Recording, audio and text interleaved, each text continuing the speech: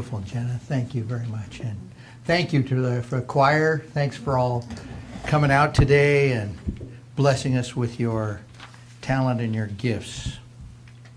Well, welcome. Welcome to the Alaska Center for Spiritual Living. Thank you for coming out today. While we were doing the praying for the service before Christina coined a new one, at least new to me, she was talking about the beautiful funshine out there. And that seems so appropriate. Thank you for stepping out of the funshine and joining us today. And thank you to those of you who are watching on YouTube. I appreciate you watching as well. If you're ever in this area, I invite you to stop by and be a part of one of our services. I promise you that we will do our best to make you feel right at home. So thank you for coming out. Sometimes I like to start with a story. And today's story is set into the future. I'm not sure how far into the future, but it's not too far. It's decades, not centuries or anything like that. And you are the main character in this story. This is a very different world. It is a post-apocalyptic time. There has been a terrible war, and the population of the earth is a tiny fraction of what it is today. And you are in a city and you've lived for a while. You found a few other people, a dozen, maybe two others that are like you, like-minded people that are similar to you. You've had terrible loss because of this war, this terrible thing that's gone on, but you found this small group of people. You've congregated in this upper floor. It's a lounge of an abandoned hotel. And this small group of people are living in the hotel. And one day you were there and you're in prayer, and you hear the hum of the generator start. And you know that one of the men that works with you and in this group is a really good mechanic. And periodically he can go down and jiggle the right things and do the right things. And about an hour and a half a day, he's able to generate some power, and that gives enough time for the big automatic closing doors at the front of this abandoned hotel to open and let you in and out, and to power the outlets so you can plug in cell phones. Service is really, really spotty, but there is enough that you can sometimes stay in contact with one another.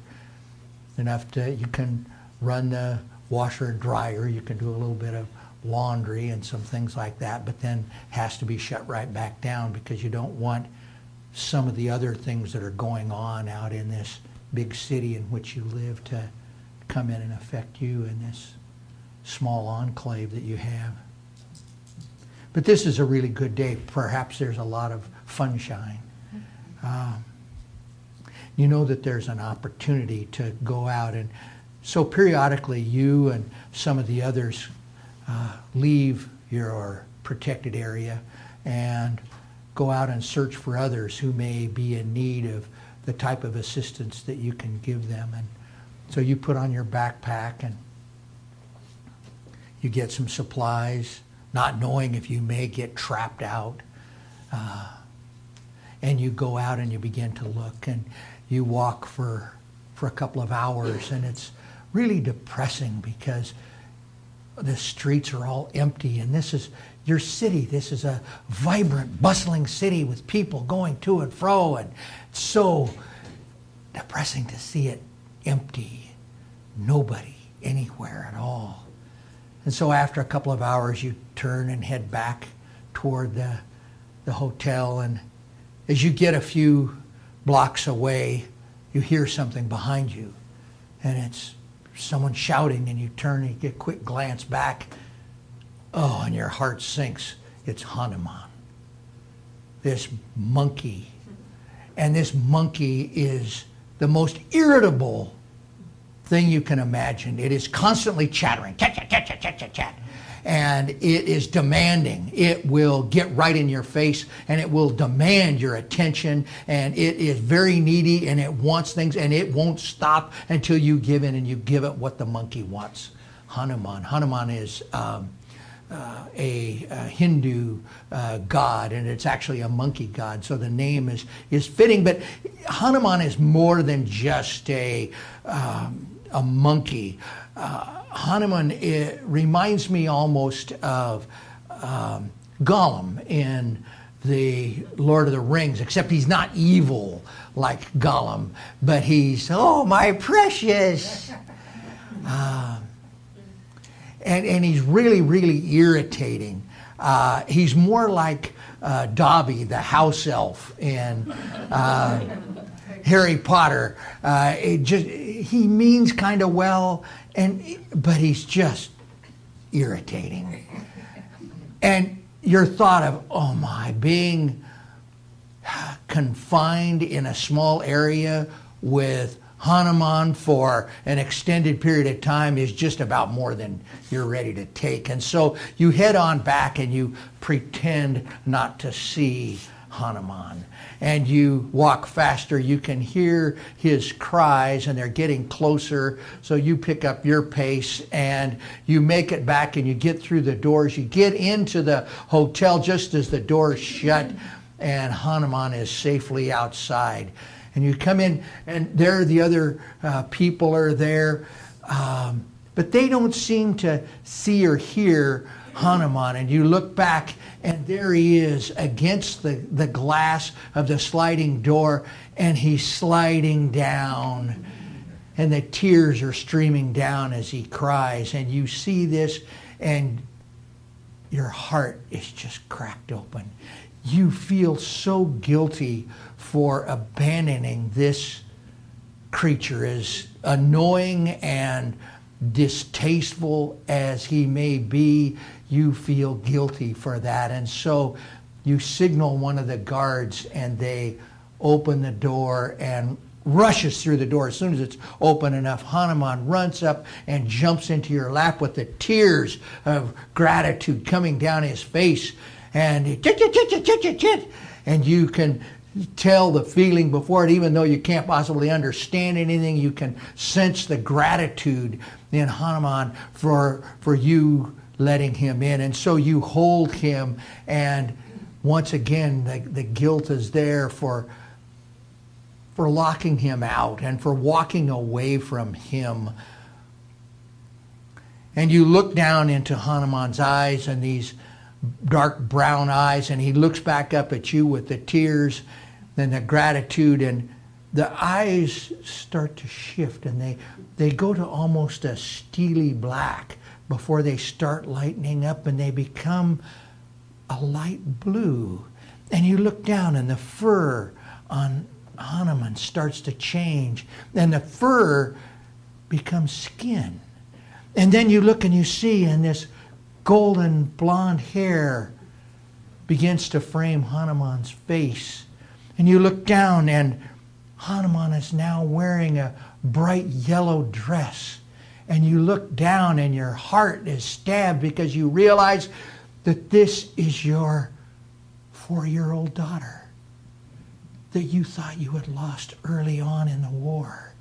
And your daughter is before you, and the chit-chit-chit-chit, the gibber now becomes intelligible, and you can hear her cry, and you can hear her gratitude.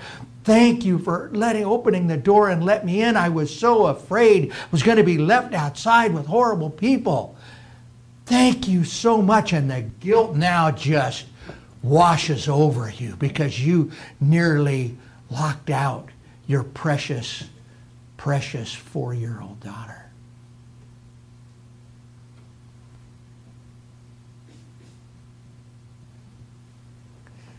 You both sat there and cried and loved one another deeply. Well, the title of my talk today is Put Me in Coach. I'm going to talk about inclusion, I'm going to talk about otherness, and I'm going to talk about how to live inclusively. A few weeks ago, we're continuing this theme of inclusivity, of diversity, and embracing one another.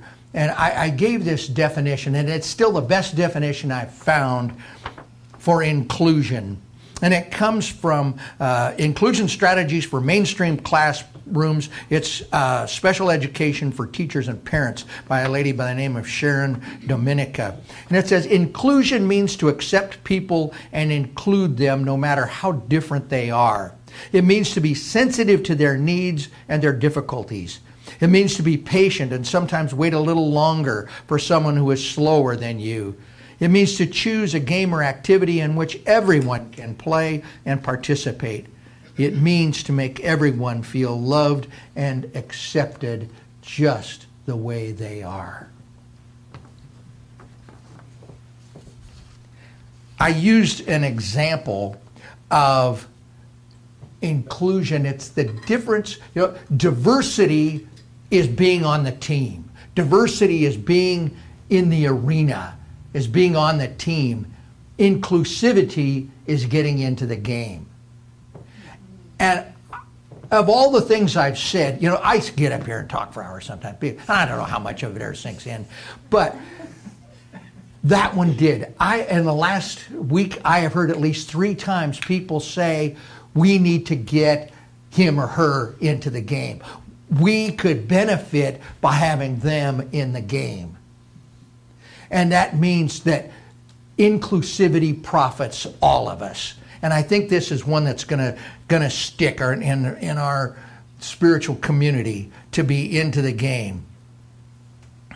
And that's where my title comes from today, that old song, put me in, coach, I'm ready to play. Put me into the game.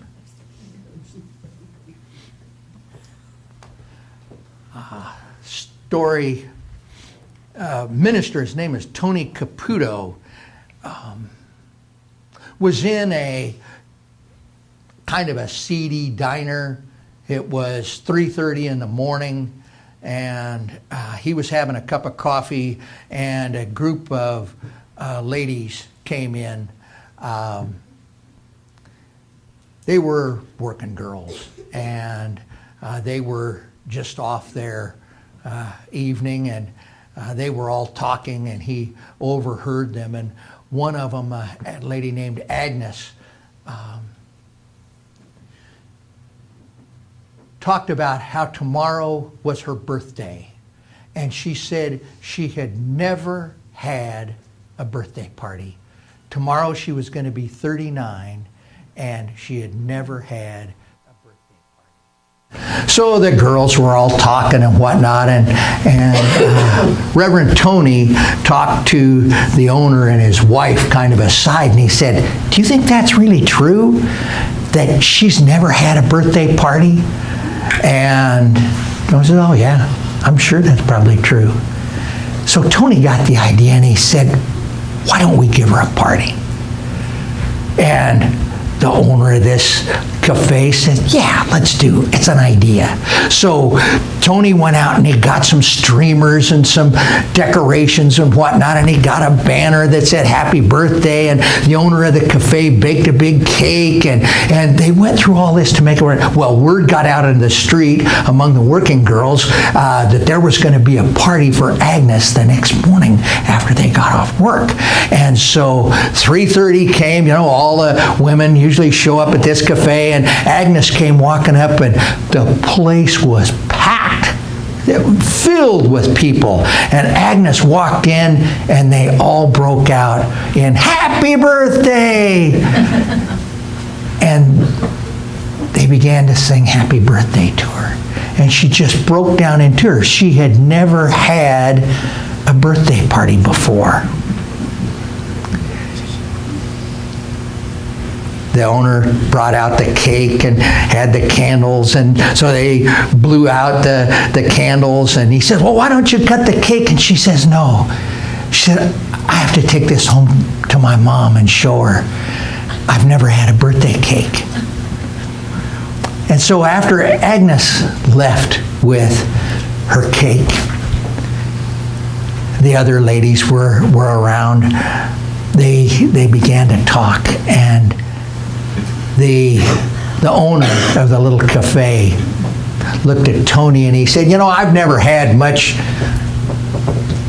belief in religion or churches. I never want to mess with any of that. But he says, you know, a church that'd throw a party for a prostitute may be the kind of church I might attend someday.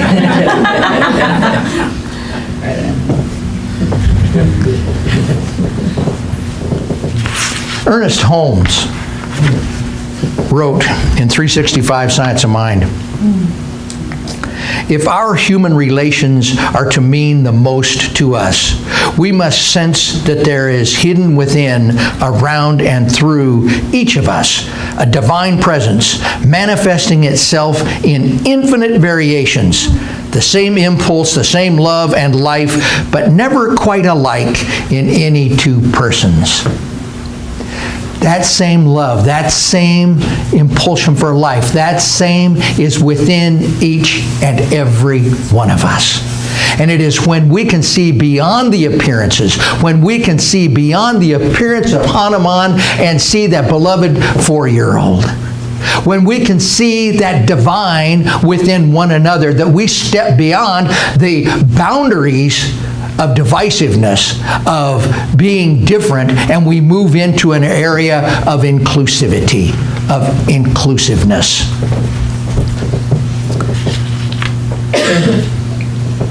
So that's inclusion. Second point, otherness. Look that up, and it said otherness, the quality or state of being different. I don't agree. Not. Otherness is not just the state of being difference. It is the state of being perceived as difference.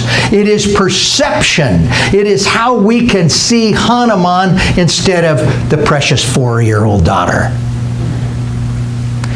I think in order to understand otherness, that we must understand oneness. So I looked up oneness, and oneness is the state of being unified or whole, though comprised of two or more parts. The state of being unified or whole, though being comprised of two or more different parts. This means that we can be different. I can be older than you. I'm a different gender than you. We can be vastly different in vastly different ways, and yet at the core of who we are the same. We are one. We are all beloved children of the Most High. So all of these appearances, the things that are on the outside, our gender, our ethnicity, the color of our skin, any of that falls second place to the fact that what is within us is all the same, and that is the presence of God. So how do we go about living inclusively? Well, I think we can start off by having an empathy for others. Empathy and sympathy are two words that sometimes get mixed up. People take those wrong, and sometimes they're used improperly. Empathy is, I feel your pain. Sympathy is, I'm sorry that you're in pain. Sympathy is generally a very cranial thing. It is a thought. It is the head that does that. I am sorry that you were in pain. It doesn't mean that we don't care, but empathy is a very heart-centered thing, and it is, I know how you feel. An example that I came up with to do this might be if we have a discussion, we're talking with someone who is experiencing lack and limitation. They have more month than there is paycheck, and they are feeling severely restricted. Someone who has sympathy for that person can say, oh, I'm so sorry that you're going through this time in your life. I'm sorry that you're feeling that. But somebody that can empathize with those can say, oh, I grew up dirt poor. I know what it's like not to be able to have enough money for rent. And you don't care that they're going to turn off your electricity next week because you've got an eviction notice already. I know it. And that's kind of the difference. You can feel the difference. So when it's possible, one way to step beyond that and move into this world of inclusivity is to have empathy when we can for one another. And when we can't have deep empathy, we can sure have sympathy. Number 2, we can expand our circle of inclusion. Connect with people that you normally don't associate with. You step out of that arena where you are comfortable. You step out of that arena.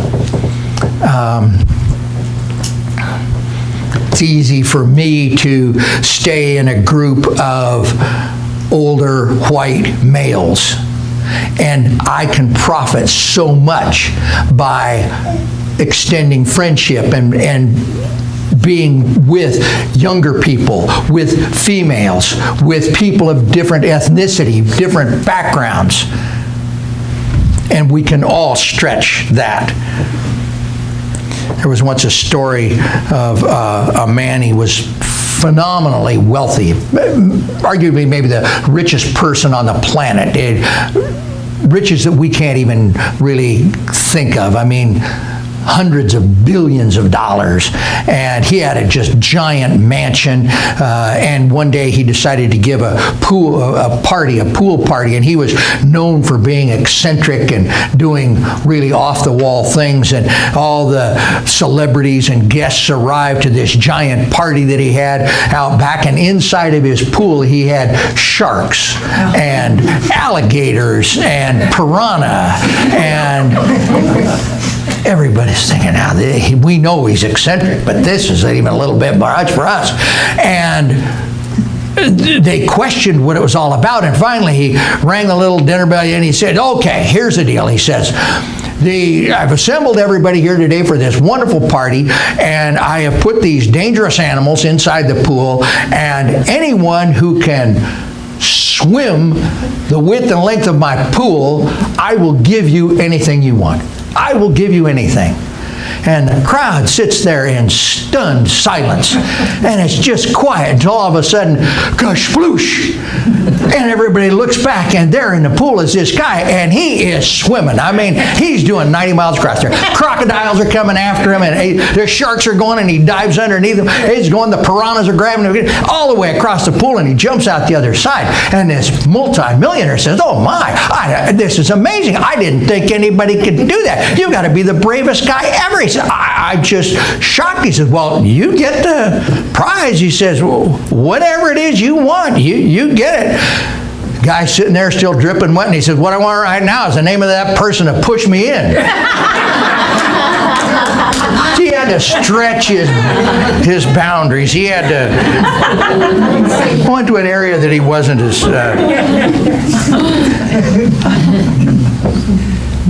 Number 3, we can awaken to our oneness. I know I've referred to this before.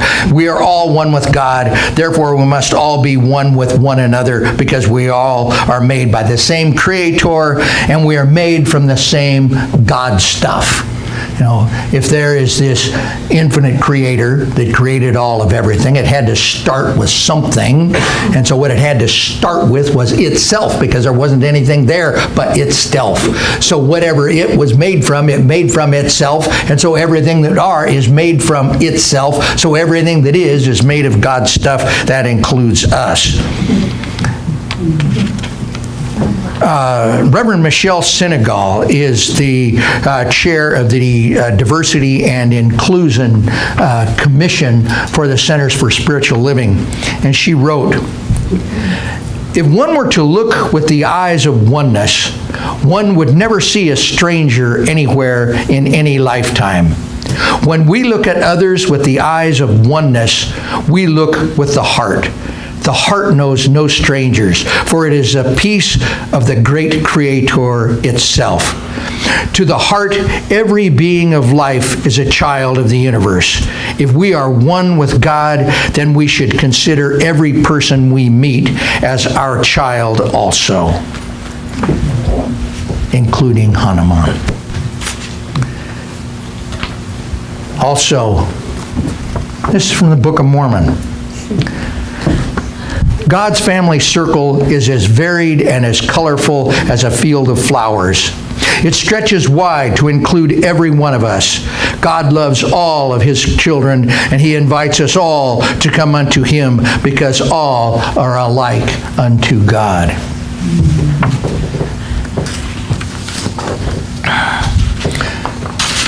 Inclusion beyond otherness.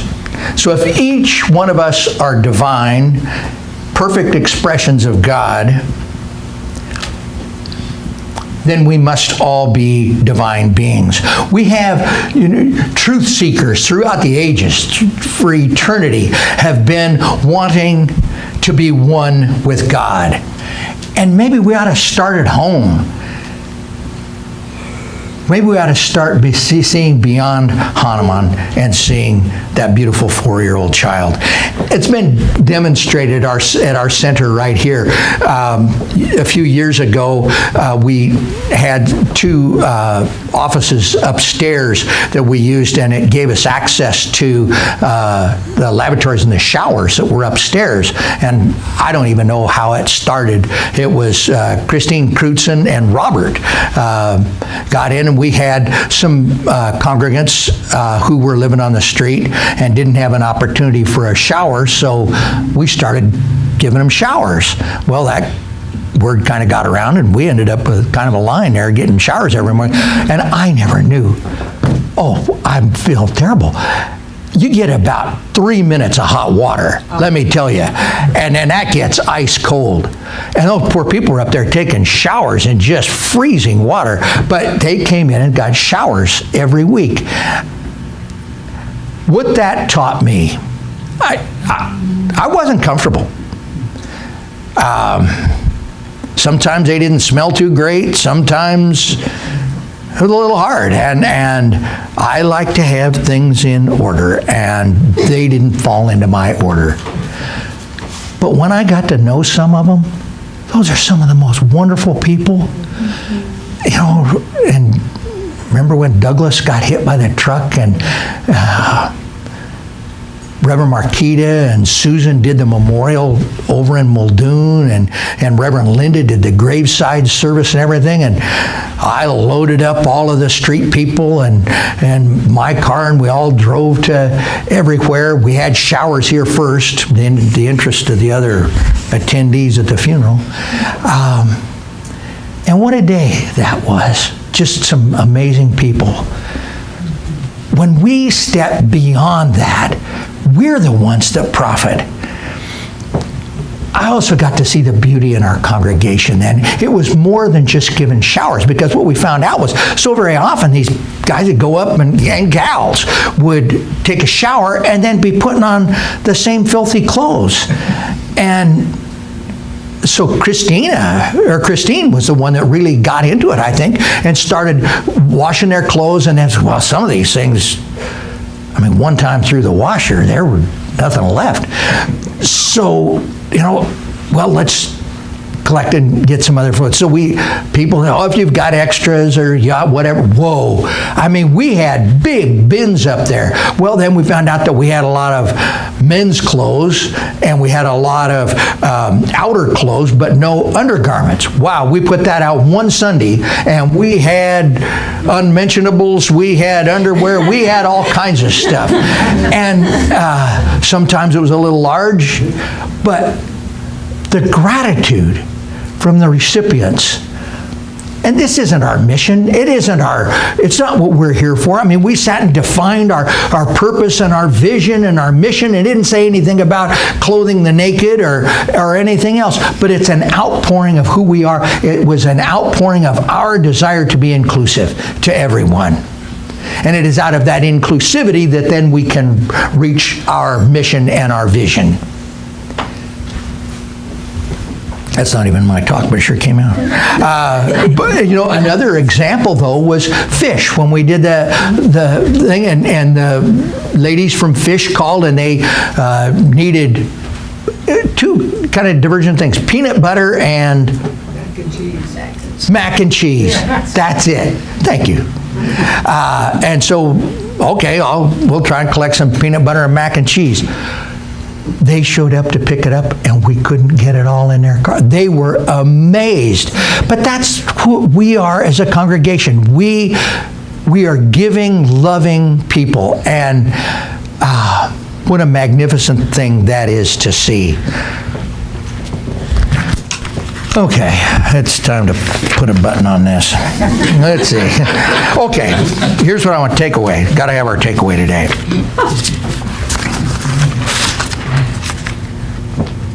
Standing for inclusion in all things means being kind in all things. Being the first to say hello, the first to smile, being the first to make the stranger feel a part of things. Being helpful, thinking of others' feelings is what it means to be inclusive beyond otherness. And so it is with this awareness of our oneness, this awareness of our desire for inclusivity, that I'll ask my colleagues, the practitioners, to join me in holding our congregation, both physically here, those who are watching on YouTube, in love and light. And just simply recognizing that beyond the appearance, there is a simple and profound truth. And that simple and profound truth is that we are one. We are all from the same infinite divine source. We are all made of God's stuff. And even though we may have different appearances, we may look different, we may be different in many, many demographic ways, at the center of who we are one. We are one with God, and we are one with one another. And so as we go through this messy thing called life, and we have problems, and we have lack and limitation, and we have health challenges, and we have relationship challenges, we have all of this going on. Those are all the things that keep us divided. Those are all the things that keep us separate. They let us have categories. They let us have division. We can let all of that go, and we can go to a simple truth that we are one with God. And when we can step into that place where we recognize that divine current that is not only within everyone else, it's also within us, that we can face those problems with a confidence that knows that it is only temporary, that the permanent thing that is there is perfect health, abundance and prosperity, and love. And so we can just step into the very love of God, and we can allow ourselves to love one another. We can allow ourselves to be loved. And so we just give thanks now. We give thanks for health. We give thanks for prosperity and abundance. And we give thanks for the love of God. And now we can just step back and let this go and let it be. And so it is.